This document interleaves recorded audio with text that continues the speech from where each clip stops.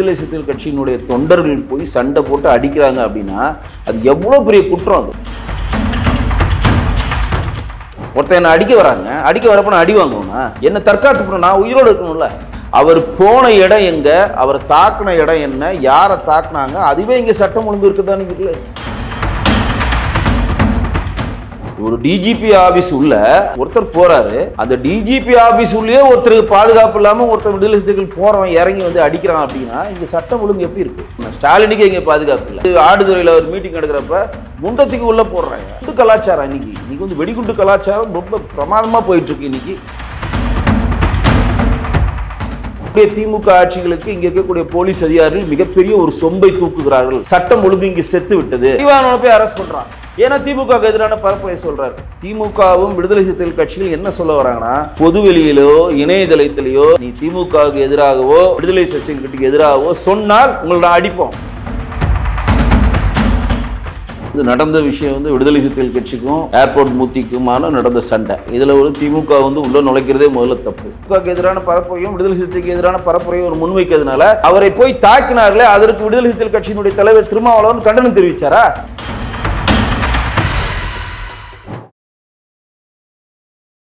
இளைய பாரத நேயர்களுக்கு வணக்கம். இன்னைக்கு நம்ம நேர்காணல நம்ம சிறப்பு விருந்தினர் பாஜகவின் கலை மற்றும் கலாச்சார பிரிவின் மாநில செயலாளரான வெங்கடேஷ் சார் அவர்கள் தான். சார் வணக்கம் சார். வணக்கம் ஜி. சார், இப்போ ரொம்ப பரபரப்பாக பார்க்குறது வந்து டிஜிபி அலுவலகத்துக்கு முன்னாடி ஏர்போர்ட் மூர்த்தின்றவர், அதாவது இப்போ பறையர் சங்கத்தை சேர்ந்தவர், அவர் வந்து அட்டாக் பண்ண வராங்க. அவர் தற்காப்புக்காக அட்டாக் பண்ணுறாருன்ற மாதிரி சொல்லப்படுது. பட் அவரை வந்து இப்போ இன்னைக்கு காலையில் திடீர்னு அரெஸ்ட் பண்ணியிருக்காங்களே சார். ஸோ இப்போ யார் அட்டாக் பண்ண வராங்கன்றதை அரெஸ்ட் பண்ணுறதை விட்டுட்டு இவர் எதிர்த்து அட்டாக் பண்ணுறவர் அரெஸ்ட் பண்ணுறது நியாயமா? இல்லை, நியாயம் இல்லைன்னு இங்கே இருக்கவங்க எல்லாருக்குமே தெரியும். இங்கே இருக்கக்கூடிய காவல்துறை திமுகவுடைய ஊதுகுலாக செயல்படுகிறது அப்படின்னு தான் நான் சொல்லுவேன். ஏன்னா இது வந்து நடந்த விஷயம் வந்து விடுதலை சிறுத்தைகள் கட்சிக்கும் ஏர்போர்ட் மூர்த்திக்குமான நடந்த சண்டை. இதில் ஒரு திமுக வந்து உள்ளே நுழைக்கிறதே முதல்ல தப்பு. அவங்க உடனே சட்டம் ஒழுங்கில் ரொம்ப ஒரு பேணி பாதுகாக்கிற மாதிரி ஒரு விஷயத்தெல்லாம் முன் வைப்பாங்க. அவங்க வந்து கம்ப்ளைண்ட் கொடுத்துட்டாங்க, எங்கள்கிட்ட ஏர்போர்ட் மூர்த்தியை வந்து எங்களை தாக்கிட்டாங்கன்னு சொல்லி கம்ப்ளைண்ட் கொடுத்துட்டாங்க, அதனால் அவர் 3 பிரிவுகளை அரெஸ்ட் பண்ணுறோம் அப்படின்றது. இப்போ வந்து கம்ப்ளைண்ட் கொடுக்குறவங்களெல்லாம் இங்கே இருக்க திமுக அரசாங்கம் அரெஸ்ட் பண்ணுதா அப்படின்ற ஒரு கேள்வி எழுது. அவர் செவனேன்னு போகிறாரு. எங்கே போகிறாரு? கமிஷன் ஆஃபீஸ்க்கு, டிஜிபி ஆஃபீஸ்க்கு போகிறாரு. போகிறவரை அங்கே இருக்க ஒரு டிஜிபி ஆஃபீஸ் உள்ளே போய் விடுதலை சிறுத்தைகள் கட்சியினுடைய தொண்டர்கள் போய் சண்டை போட்டு அடிக்கிறாங்க அப்படின்னா அது எவ்வளோ பெரிய குற்றம். அது ஒருத்தர் என்ன அடிக்க வராங்க, அடிக்க வரப்போ நான் அடி வாங்குவேனா? என்ன தற்காத்து நான் உயிரோடு இருக்கணும்ல. இது இயல்பு தானேங்க. அது ஏன்னா தற்காத்துக்கு நான் உயிரோடு இருக்கணும். அவருக்கு ஏற்கனவே த்ரெட்டன் இருக்குது. அவர் தொடர்ந்து வந்து திமுகவை பற்றியும் விடுதலை சிறுத்தைகள் கட்சியும் பற்றியும் பொது வழியில் இணையதளத்தில் வழியாக அவர் வந்து தன்னுடைய பங்களிப்பை அவர் கொடுத்துட்ருக்கார். இந்த ஆட்சி நடக்கக்கூடிய அவலங்களில் எடுத்து சொல்லக்கூடிய ஒரு ஆளாக அவர் திகழ்கிறாரு. தொடர்ந்து அவர் வந்து எல்லா விஷயங்களையும் திமுக செய்கிற விஷயத்தையும் விடுதலை சிறுத்தைகள் வந்து தொடர்ந்து திமுக எப்படி முட்டு கொடுக்கணுன்ற விஷயத்தை பட்ட பரிவர்த்தனமாக எல்லா இணையதளத்திலையும் அவர் பேசுகிறாரு, டிவியில் பேசுகிறார். குறிப்பாக நியூஸ் ஜேல நான் அவரோட இணைஞ்செல்லாம் பேசியிருக்கேன். முழுக்க ஆளுங்கட்சிக்கு எதிராக செயல்படுறாருன்ற ஒரு கட்டமைப்பு உங்களுக்கு நீங்கள் நினச்சிருந்தாலும் அவர் போன இடம் எங்க, அவர் தாக்குன இடம் என்ன, யாரை தாக்குனாங்க, அதுவே இங்கே சட்டம் ஒழுங்கு இருக்குதான்னு இருக்குல்ல. ஒரு டிஜிபி ஆஃபீஸ் உள்ள ஒருத்தர் போகிறாரு, அந்த டிஜிபி ஆஃபீஸ் உள்ளே ஒருத்தருக்கு பாதுகாப்பு இல்லாமல் ஒருத்தர் விடுதலை சிறுத்தைகள் போகிறவன் இறங்கி வந்து அடிக்கிறான் அப்படின்னா இங்கே சட்டம் ஒழுங்கு எப்படி இருக்குது? நான் முன்னாடி இருந்து நிறைய பேர் இந்த பதிவை முன் வச்சுட்ருக்கேன். இங்கே ஸ்டாலினுக்கே பாதுகாப்பு இல்லைங்க. கண்டிப்பாக இங்கே ஸ்டாலின்ற பேருக்கு பாதுகாப்பு இல்லை. இப்போ நடச்சா இல்லையா? தஞ்சை மாவட்டத்தினுடைய பாட்டாளி மக்கள் கட்சியினுடைய தலைவராக இருக்கக்கூடிய ஸ்டாலின் அவர்கள், அந்த ஸ்டாலினுக்கு தான் சொல்கிறேன். நீங்கள் இந்த ஸ்டாலின் நினச்சிக்காதீங்க, அந்த ஸ்டாலினுக்கு தான். அதனால தான் அப்படி பொதுப்படியாக சொன்னேன். ஸ்டாலினுக்கே இங்கே பாதுகாப்பு இல்லை. அவங்களுக்கு வந்து தஞ்சை ஆடுதுறையில் ஒரு மீட்டிங் நடக்கிறப்ப முண்டத்துக்கு உள்ளே போடுறாங்க. குண்டு கலாச்சாரம் இன்னைக்கு வந்து வெடிகுண்டு கலாச்சாரம் ரொம்ப பிரமாதமாக போயிட்டுருக்கு. இன்னைக்கு திமுகவுடைய திருப்பத்தூருடைய ஊராட்சி மன்ற தலைவராக இருக்கக்கூடிய ஒரு பாரதின்ற ஒரு பெண்ணு 15 வருஷமாக அது வந்து பிட்பாட் அடிக்குது. அது இன்னைக்கு பேட்டி கொடுக்க சொல்லுது, எனக்கு ஹாபி, என்னால் திருடாமல் இருக்க முடியாது, நான் ஊராட்சி மன்ற தலைவரானோடனே என்னை திருட வேணான்னு சொல்கிறாங்க, ஆனாலும் என்னால் திருடாமல் இருக்க முடியல, 2 காம்ப்ளெக்ஸ் தான் கட்டியிருக்கேன் அப்படின்னு சொல்லி திமுக ஊராட்சி மன்ற தலைவர் பாரதி எங்கேருந்து கொள்ளையடிக்குது? திருப்பத்தூர்லேருந்து, கோயம்பேடுலேருந்து ஒரு 5 அடிச்சு அங்கே போய் காம்ப்ளெக்ஸ் கட்டியிருக்கு. திமுகவுடைய இப்போ வரையும் வந்து இந்த திமுகவுடைய பொதுச்செயலாளர் இருக்கக்கூடிய துரைமுருகனும் ஆர்எஸ் பாரதியும் அதை பற்றி எந்த கருத்தும் சொல்லலை. அவங்க கட்சியில் இருக்கிறாங்களா இல்லையான்னு தெரில. கட்சியில் அவங்க வந்து அரெஸ்ட் பண்ணி ஜெயில் உள்ளேயும் போட்டாச்சு. அப்போ திமுகவுடைய தலைவராக இருக்கக்கூடிய மாண்புமிகு முதலமைச்சர் பெயர் கொண்ட ஸ்டாலின் அவர்களுக்கு ஆடுதுறையில் பாதுகாப்பு இல்லை. திமுகவில் தொடர்ந்து பிரயாணம் பண்ணுகின்ற, திமுகவில் வந்து இருந்து ஓட்டுகளை பெற்று ஊராட்சி மன்ற தலைவராக தேர்ந்தெடுக்கப்பட்ட பாரதி அவர்கள் ஒரு திருட்டு பெண்மணி. திருட்டு திமுகன்னு சொன்னால் இவங்களுக்கு கோவம் வருதுல்ல. நாங்கள் எதனா சொல்லிட்டோம் எங்களை வழக்கு போடுறேன்றாங்க. நீங்கள் எப்படி திருட்டு திமுக? இதெல்லாம் திருட்டு பாரதி எந்த கட்சியை சேர்ந்தவங்க? அந்த பாரதி வந்து திமுகவை சேர்ந்தவங்க தானே. அவங்களை இன்றைக்கி அரெஸ்ட் பண்ணி கோயம்பேடு போலீஸார் அரெஸ்ட் பண்ணி 5 பவுனை மீட்டிருக்காங்க. அது ஹாயாக சொல்லுது என்னால் பழக்கத்தை விட முடியலன்னு. இப்போ கட்சியை விட்டு நீக்கிருக்காங்க. இந்த இது சரி, விடுதலை சிறுத்தைகள் கட்சிகளுக்கு வரேன். இன்றைக்கி ஏர்போர்ட் மூர்த்தி வந்து நல்லதோ கெட்டதோ வந்து திமுகவுக்கு எதிரான பரப்புரையும் விடுதலை சிறுத்தைக்கு எதிரான பரப்புரையும் ஒரு முன்வைக்கிறதுனால அவரை போய் தாக்கினார்களே, அதற்கு விடுதலை சிறுத்தைகள் கட்சியினுடைய தலைவர் திருமாவளவன் கண்டனம் தெரிவித்தாரா? அவர் கருத்தியெல்லாம் நம்ம சொல்கிறாரையா, அந்த கருத்தியலை ஏற்றுனியா? அவர் கருத்தியெல்லாம் நம்ம ஒன்று முன்வைக்கிறோம், அவர் ஒன்று முன்வைக்கிறார். இதுக்காக போய் தாக்குறது தப்பு. யார் ஏர்போர்ட் கிருஷ்ண மூர்த்தியை போய் நீங்கள் தாக்குனீங்களோ அந்த தொண்டரில் நான் கட்சியை விட்டு இடைநீக்கம் செய்கிறேன், 10 நாள் சஸ்பெண்ட் பண்ணுறேன் சொன்னாராதுன்னா, அப்போ இது வந்து ஊக்குவிக்கிற மாதிரி தானே இருக்குது. அவர் வந்து கட்சி எடுத்து கிழிச்சிட்டாரு அப்படின்னா அப்போ நீங்கள் கொடுக்குற அடியெல்லாம் வாங்கிட்டு இருக்குதுன்னு இது வேலை வெட்டி இல்லாமல் இருக்காங்களாங்க? ஒரு 10 பேர் சேர்ந்து ஒன்று அடிக்க வரான், நீ ஒன்று திருப்பி 2 அடி அடிக்க மாட்டியா? 5 பேர் ஒன்று அடித்தா உன்னால் ஒரு 2 அடி திருப்பி அடிக்க முடியாதா? தன்னை கற்பாத்து கொள்றதுக்கு அவர் எனக்கு தெரிஞ்சு போலீஸ் டிஜிபி ஆஃபீஸ்க்கே வந்து துப்பாக்கி கேட்டு தான் போயிருப்பார். என் பாதுகாப்பு வேணும், இல்லை பிசிஓ கொடுங்க, எனக்கு பர்சனல் பிஎஸ்ஓ யாருன்னா கொடுங்க, பர்சனல் செக்யூரிட்டி ஆஃபீஸர் எதுனா வேணும், எனக்கு த்ரெட்டன் இருக்குன்றதுக்காக தான் போயிருப்பார் நினைக்கிறேன். அது இன்னும் அவர் தெளிவுபடுத்தலை. அப்போ அந்த ஆஃபீஸ் உள்ளேயே போகிறப்ப அவருக்கு அங்கே பாதுகாப்பு இல்லாமல் விடுதலை சிறுத்தைகள் கட்சிகள் தொண்டர்கள் அவர் அடிக்கிறாங்கன்னா அவர்களை வந்து அங்கே டிஜிபி ஆஃபீஸ்லேயே அவர்களை தடுத்து நிறுத்தி அவர்களை மேல் வழக்கு செய்து வைத்து அவர்களை நீங்கள் வந்து கஸ்டடிக்குள்ளே கொண்டு போகிறத விட்டுட்டு இவர் வந்து நேரடியாக வீட்டுக்கு வந்த பிறகு போயிட்டு 3 கேஸில் கொடுத்துட்டாங்கன்னு போய் அரெஸ்ட் பண்ணுறீங்கன்னா இங்கே வந்து பட்ட பரிவர்த்தனமாக தெரியுதா? இங்கே இருக்கக்கூடிய திமுக ஆட்சிகளுக்கு இங்கே இருக்கக்கூடிய போலீஸ் அதிகாரிகள் மிகப்பெரிய ஒரு சொம்பை தூக்குகிறார்கள். சட்டம் ஒழுங்கு இங்கே செத்து விட்டது. அடி வாங்கினவனை விட்டுட்டு அடித்தவனை தான் அரெஸ்ட் பண்ண நான் கேள்விப்பட்டிருக்கேன். இப்போ எப்படி பார்த்தீங்கன்னா அடி வாங்கினவனை போய் அரெஸ்ட் பண்ணுறான். ஏன்னா திமுகவுக்கு எதிரான பரப்புரை சொல்கிறார். அப்போ இங்கே ஸ்டாலினுக்கு பாதுகாப்பு இல்லை. பாரதி போன்ற ஆட்களும் இங்கே தொடர்ந்து பிரயாணம் பண்ணுறாங்க. இங்கே இருக்கக்கூடிய ஆட்சி அவலத்தை நோக்கி நகருதுன்னு நம்ம எல்லா பொதுவெளியில் சொன்னாலும் அவங்க என்ன சொல்ல வராங்கன்றது இங்கே நிறைய பேருக்கு புரியல.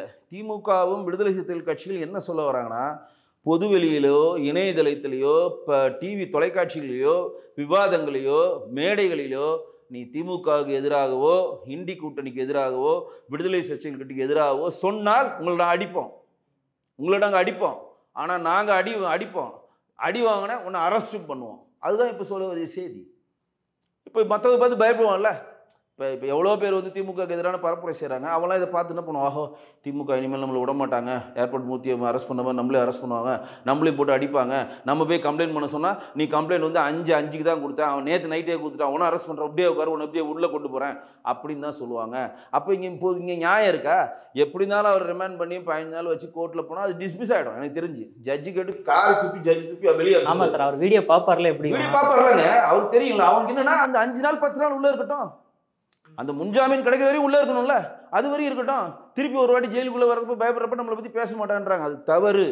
நீங்கள் அடிக்க இங்கே யாரும் குனிய மாட்டாங்க, எல்லாம் நிமிர்ந்து நிற்பார்கள். ஏர்போர்ட் மூர்த்திக்கு நம்ம வந்து ஃபுல் சப்போர்ட் கொடுக்குறோம். என்னுடைய சக நண்பர் அவர். ஏன்னா இன்றைக்கி ஏர்போர்ட் மூர்த்திக்கு நடக்கிறதாங்க எனக்கு நடக்கும். நாளைக்கு திமுகவுக்கு எதிராக பேசுகிற எல்லாருக்குமே இதாங்க மனநிலை. அப்போ வந்து திமுக பற்றி எதுவுமே பேசல, இங்கே தேனும் பாலும் ஓடுற மாதிரி ஆட்சியை வரவங்க. ஸ்டாலின் போன்ற ஆட்களே பாதுகாப்பு இல்லாமல் வெடிகுண்டு வீசுகிறாங்களே, அவங்கள மாதிரி அந்த அவலத்தை போக்குங்க. உங்கள் பாரதியின் போன்ற ஆட்கள்லாம் வந்து திமுகவில் திருட்டு திமுக வைத்துக்கொண்டு திருடு கொண்டு போய் பிழைக்கிறாங்களே, அந்த அவலத்தை மாற்றுங்க. மினிஸ்டர்ஸ் எல்லாம் ஒழுங்காக ஒர்க் பண்ணுங்க, நல்ல நலத்திட்டங்களை கொடுங்க. எதுவுமே வேணாம். சொன்ன தேர்தல் வாக்குறுதி என்னாச்சு தயவுசெய்து நிறைவேற்றுங்க. இல்லை நாங்கள் வந்து ரொம்ப கஷ்டப்பட்டு உங்களோட ஸ்டாலின் கொடுத்த மனுவை வைகை ஆற்றுல போடாமனாச்சு இருங்க. சரி, இப்படி இந்த பக்கம் ஒரு பிரச்சனை போயிட்டு இருக்குமோ, அடுத்தது வந்து அதிமுகவில், அதாவது பாஜகவோட கூட்டணி, உங்கள் பாஜக கூட்டணி அதிமுகவில் வந்து பல பிரச்சனைகள் பார்க்க முடியுது. ஸோ இப்போ செங்கோட்டையன் திடீர்னு வந்து டெல்லி பயணம் வேறு போகிறாரு. அங்கே போய் ஏதோ ஹரித்வார் போய் மனசார வாங்கிட்டு வரன்றாரு. ஆனால் நிச்சயமாக பாஜக பார்க்க தான் போகிறாருன்னு தெரிய வருது.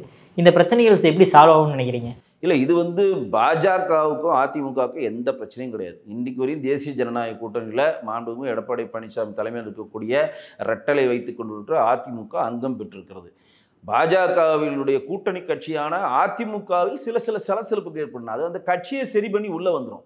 ஏன்னா இது கிராண்ட் சோலா ஐடிசி ஹோட்டலில் அமித்ஷா அவர்களும் எடப்பாடி அவர்களும் சந்தித்து கூட்டணியை உறுதிப்படுத்துகிற அன்றைக்கி கூட்டணியில் அப்போ அமித்ஷா அவர்கள் கொடுத்த ஒரே ஒரு ஃபர்ஸ்ட் ஸ்டேட்மெண்ட் தெரியுங்களா, அதிமுகவின் உள்கட்சி விவகாரங்களில் நாங்கள் தலையிட மாட்டோம். இது ரொம்ப தெளிவான ஸ்டாண்டு. நீங்கள் நயனாரா அதை தான் சொல்கிறாரு. அவங்க உள்கட்சி விவகாரங்க, அவங்க இன்றைக்கி அடிச்சுப்பாங்க, நாளைக்கு குடிப்பாங்க, நாளைக்கு என்ன வேணால் பண்ணுவாங்க, அது அவங்க தேர்த்தி பண்ணி அவங்க உள்ளே வரட்டுங்க. எங்களுக்கிட்ட வந்து தேசிய ஜனநாயக கூட்டணியில் அதிமுக வலிமையான கட்சி இரட்டையுடன் பயணம் பண்ணுகிறது, அதுதான் வெற்றியை நோக்கி நகருது. அந்த கட்சிக்கு இருக்கக்கூடிய இதற்கு முன்னாடி அதில் பிரச்சனை இல்லையா, பழனிசாமி இருக்கிற பிரச்சனை. பழனிசாமி ஒருத்தர் இருந்தார் தெரியுமா உங்களுக்கு, கேசி பழனிசாமி. அவர்லாம் எந்த காலத்தில் பிரச்சனை, எடப்பாடி வந்து இங்கே தமிழ்நாட்டுடைய முதலமைச்சராக இருக்கப்பே அவர் தனியாக போய் பிரச்சனை பண்ணிட்டு இருந்தார். வைத்தியலிங்கம் தனியாக போய் பிரச்சனை பண்ணியிருந்தார். பெங்களூர் புகழேந்தி தனியாக போய் பிரச்சனை பண்ணியிருந்தார். ஓபிஎஸ் தனியாக போய் பிரச்சனை பண்ணியிருந்தார். டிடிவி தனியாக போய் சசிகலா, இதெல்லாம் அவங்கவுங்களே போயிட்டு ஒரு இப்போ கேசி பழனிசாமி கேஸ் போட்டுருக்காரு. பெங்களூர் பழனிசாமி டெய்லி இளைஞரத்தில் பேசிகிட்டு இருக்காரு. மருது அழகராஜன் ஒருத்தர் இருக்கார், உங்களுக்கு தெரியும், அம்மா பத்திரிகையினுடைய ஆசிரியராக இருந்தவர். அவர் வந்து இது சிங்கம்பனாரில் போன வாட்டி சீட்டு கொடுத்து தோற்று போனார். இன்றைக்கு அவருக்கு எடப்பாடியை பரப்புரையை சொன்னி டெய்லி வந்து இணையதளத்துலையும் மற்ற இதில் கட்டுரை எழுதிக்கிட்டே இருக்காரு. இப்படி எல்லாரும் அவங்க கட்சியில் அதிருப்தியாளர்கள் வெளியில் வருவாங்க. அதை வந்து ஹேண்டில் பண்ணுறது ஏடிஎம்கேக்கு தலைவர் ஒருத்தர் இருக்கார், பொதுச் செயலாளர் ஒருத்தர் இருக்கார், பொருளாளர் இருக்காங்க, அவங்க ஹேண்டில் பண்ணிப்பாங்க. இங்கே தேசிய ஜனநாயக கூட்டணி மிகப்பெரிய லெவலில் தேர்தலை முன்னெடுக்கான வேலைகளை பார்க்குறோம். இந்த சின்ன சலசலப்புகளுக்கு எல்லாத்தையும் செட்டில் ஆகிட்டு தான் நம்ம நம்புகிறோம். Okay sir. சார் கடைசி ஒரு கேள்வி சார். டிடிவி தினகரன் அவர் வந்து திடீர்னு வந்து நிறைய ப்ரெஸ் மீட்ஸ் கொடுக்குறத பார்க்குறோம். ஒரே வாரத்தில் 4-5 ப்ரெஸ் மீட் கொடுத்துட்டாரு.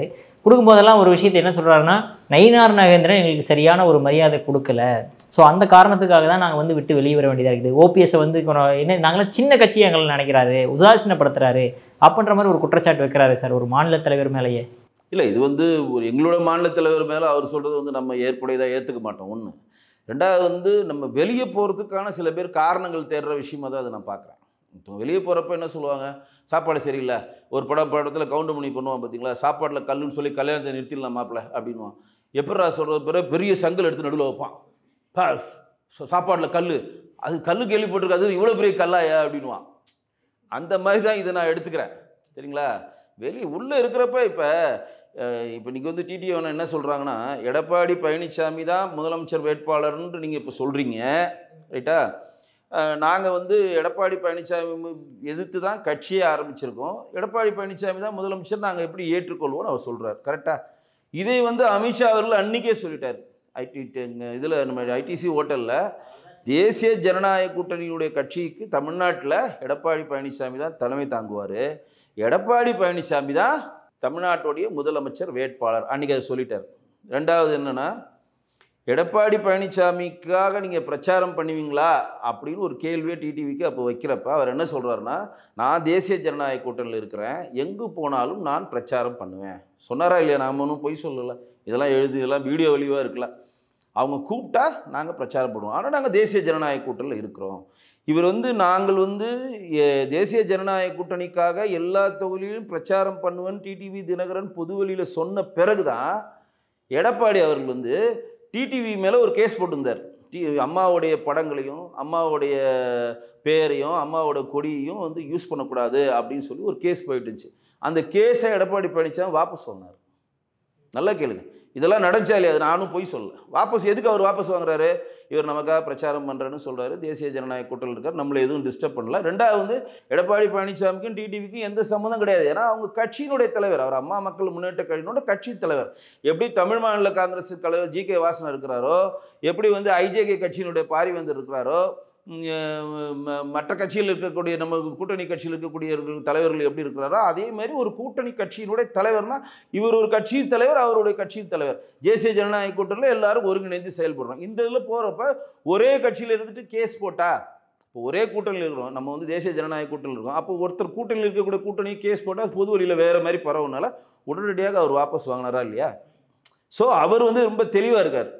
அப்போ இன்றைக்கு டிடிவி என்ன வெளியே எந்த அழுத்தத்தில் வெளியே போகிறாருன்னு எங்களுக்கு தெரில. ஆனால் இப்பயும் நம்ம சொல்கிறோம், தேசிய ஜனநாயக கூட்டணியில் திமுகவை வென்றெடுக்க வேணும்னு நினைக்கிற எல்லா கட்சிகளும் வரலாம். டிடிவி அவர்களும் திருப்பி வருவார், ஓபிஎஸ் அவர்களும் திருப்பி வருவாங்க, இங்கே இருக்கக்கூடிய செங்கோட்டையினுடைய பிரச்சனைகள் எல்லாம் தீர்க்கப்படும் அப்படின்னு தான் நம்ம நம்புகிறோம். ஏன்னா நம்ம எல்லாருடைய கோல் பாருங்கள், இப்போ கேபி பழனிசாமி ஆகட்டும், பெங்களூர் புகழேந்தி ஆகட்டும், சசிகலா ஆகட்டும், ஓபிஎஸ் ஆகட்டும், செங்கோட்டையன் ஆகட்டும், வைத்தியலிங்கம் ஆகட்டும், இவர்கள் எல்லாருடைய ஒற்றை குறிக்கோள் எது? திமுக ஆட்சி கொண்டு வரணுமா?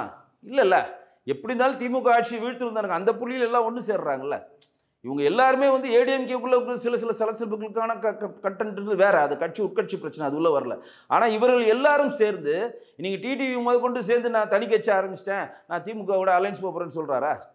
அவருடைய முதல் நோக்கம் எங்கள் அம்மாவை வந்து ஜெயிலுக்கு அனுப்பின திமுகவை வீழ்த்தணும். சசிகலாவை முதல் நோக்கம் என்னையும் ஜெயலலிதா அம்மாவும் ஜெயிலுக்கு அமைச்சு திமுகவை வீழ்த்தணும். இன்னைக்கு கேசி பழனிசாமி இவ்வளோ நாள் கேஸ் பண்ணிட்டு இருக்காரு, அவர் போய் திமுகவில் சேர்ந்துட்டாரா? பெங்களூர் புகழேந்தின்னு ஒருத்தர் இருந்தார், எவ்வளோ நாள் கேஸ் பண்ணிட்டு இருக்காரு. சசிகலா அவர்களுக்கு ஜாமீன் கொடுத்து அவர் தான் பெங்களூரில் பார்த்துக்கிட்டாரு, உங்களுக்கு தெரியும். அவர் இப்போ எவ்வளோ ஏடிஎம்கே பற்றி பொது வழியில் இப்போ கண்டனரில் வச்சுக்கிட்டே இருக்கார். அவர் போய் டிஎம்கேல சேர்ந்துட்டாரா? இல்லைல்ல.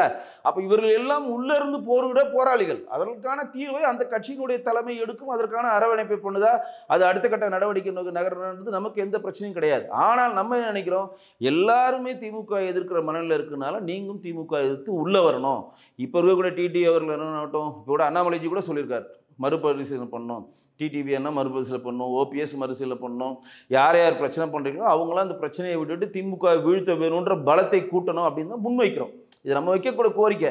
அங்கே நீங்கள் ஏன் இவரை சேர்த்திங்க, இவரை ஏன் நீங்கள் விளக்குனீங்கன்னு கேள்வி கண்டிப்பாக தேசிய ஜனநாயக கூட்டணி கேட்காது. நம்ம எங்களுடைய மாநில தலைவர் வந்து நயனார் தெளிவாக ஒரு விஷயத்த சொல்கிறாரு. என்னன்னா, ஒரு தலைவர்களும் ஒரு யாத்திரை பண்ணி கட்சியை பலப்படுத்தினாங்க. என்னுடைய யாத்திரை அதிகமாக சட்டமன்ற உறுப்பினர்களை சட்டமன்றம் கொண்டு போகிறது தான் என்னோட யாத்திரை. இதை நோக்கி தான் நான் நகர்றேன். அப்போ அவருடைய கோல் ரொம்ப தெளிவாக இருக்குது. எங்கள் மாநில தலைவர் கோல் வந்து அதிகமான சட்டமன்ற உறுப்பினர் உள்ளே கொண்டு போகணும், இணக்கமாக போகணும் கட்சியில். டெல்லி ஹைகமாண்டே என்ன சொல்லுது, ஏடிஎம்கேவோட இணக்கமாக போங்க. அதனால எங்கள் முன்னாள் மாநிலத்தில் அண்ணாமலை என்ன சொல்கிறாரு, எடப்பாடி அவர்களை தமிழ்நாட்டின் முதலமைச்சராக்குறதுக்காக இருக்கக்கூடிய பாஜக தொண்டர்கள் ஒவ்வொருத்தரும் சங்கல்பம் செய்து கொள்ள வேண்டும் சொன்னாரா இல்லையா? ஹைகமாண்ட் சொல்கிறத அவர் சொல்கிறார், எங்கள் கட்சி சொல்லுது நான் சொல்கிறேன் அப்படின்னு. இந்த தேசிய ஜனநாயக கூட்டணியில் இருக்கக்கூடிய கட்சியில் இருக்கக்கூடிய சின்ன சின்ன கட்சிகளாக இருந்தாலும் அதில் அதிகமான ஒரு வலிமையான கட்சின்னு பார்த்தா பாரதிய ஜனதா கட்சி தான். தமிழ்நாட்டில் ஏடிஎம்கே ஒத்துக்கிறேன், இல்லைன்னு சொல்லலை. இந்தியாவுக்குள்ளே போனீங்கன்னா நம்ம 20 மாநிலங்கள் ஆள்றோம். நம்ம தான் வலிமையான கட்சி. தமிழ்நாட்டுக்கு ஏடிஎம்கே தலைமை கொடுத்துருக்கோம். அப்போ அந்த கட்சியில் இருக்கக்கூடிய தலைமை என்ன சொல்லுவதோ அதை செய்வதற்கு இங்கே இருக்கக்கூடிய ஒவ்வொரு தொண்டர்களும் தலையாயிரம். அண்ணாமலை உட்பட சொல்கிறேன், அண்ணாமலைஜி உட்பட நான் உட்பட எல்லாருமே தலைமை என்ன சொல்லுதோ அதுதான் கேட்போம். நான் என்ன அதான் சொல்கிறேன், தலைமை என்ன சொல்கிறதோ அதை கேட்க போகிறோம். நாங்களும் தனியாக ஒரு டிசிஷன் எடுக்க மாட்டோம். நாங்கள் ஒரு ப்ரிஸ்கிரிப்ஷன் கொடுப்போம். சார் இது பண்ணால் இப்படி இருக்குது, கள நிலவரம் எப்படி இருக்குது, இது நல்லது கெட்டது, இந்த அங்கே முடிவை நீங்கள் எடுங்க. அவங்க ஒரு முடிவு எடுத்து இதை பண்ணுங்கன்னா அதை பண்ண போகிறோம். இங்கே யாருக்கும் பெரிய பவர்ஸ் கிடையாதுங்க. இதுதான் இது கட்டமைப்பு. அப்போ நாங்கள் வந்து ரொம்ப தெளிவாக இருக்கிறோம். அந்த ஏடிஎம்கே கூட்டணியில் இருக்கக்கூடிய சலசலப்புகள், அந்த கட்சியினுடைய மற்ற பிரச்சனைகளில் பாஜக என்றைக்குமே தலையிடாது. அது ரொம்ப தெளிவாக இருக்குது. அதில் அவர்களாக செட்டில் ஆகி வருவாங்க. ஆனால் தேசிய ஜனநாயக கூட்டணி மிகவும் வலிமையாக இருக்கிறது. பிரிந்து சென்ற டிடிவி அண்ணன் ஆகட்டும், ஓபிஎஸ் ஆகட்டும், மற்றவர்கள் யாருன்னா இன்னும் பிரிஞ்சு செல்லலை. இன்னும் சொல்கிறேன், ஓபிஎஸ் வந்து நான் வந்து திமுகவில் இணைய போகிறேன், இது விஜய் கட்சியில் இணைக்க போகிறேன்னு என்றைக்குமே சொல்லலை. டிடிவி அண்ணனும் கால பிறந்திருக்குன்னு சொல்லுங்கள், நான் என்னுடைய கூட்டணியை நான் வந்து மாநாட்டில் அறிவிக்கிறேன்னு சொல்லிட்டார். பிரேமலதா ஜனவரியில் அறிவிக்கிறேன்னு சொல்லிட்டாங்க. அவங்கவுங்க ராமதாஸும் அதே மாதிரி தான் சொல்லியிருக்காரு. அவங்க நிலைப்பாட்டை இப்போ நம்ம போய் அவங்களுக்கு ப்ரெஷர் பண்ண முடியாதுங்க. அந்த கட்சியினுடைய தலைமை ஒரு டிசிஷன் எடுக்கும். நமக்கு இந்த தேர்தலில் யாருடைய கூட்டணி எடுத்தால் நமக்கு வந்து கட்சியை வளர்க்க முடியும், அவங்க டிசிஷன் எடுப்பாங்க. அதை முடிச்சுட்டு வரட்டும். ஆனால் எல்லாருடைய குறிக்கோளும் திமுக வீழ்த்த வேணுன்றது அப்படின்னு நினைக்கிறதா தேசிய ஜனநாயக கூட்டணியுடைய பலம். சார், உங்கள் அற்புதமான கருத்துக்களை இளையபாரதனோட பகிர்ந்ததற்கு மிக்க நன்றி சார். நன்றி.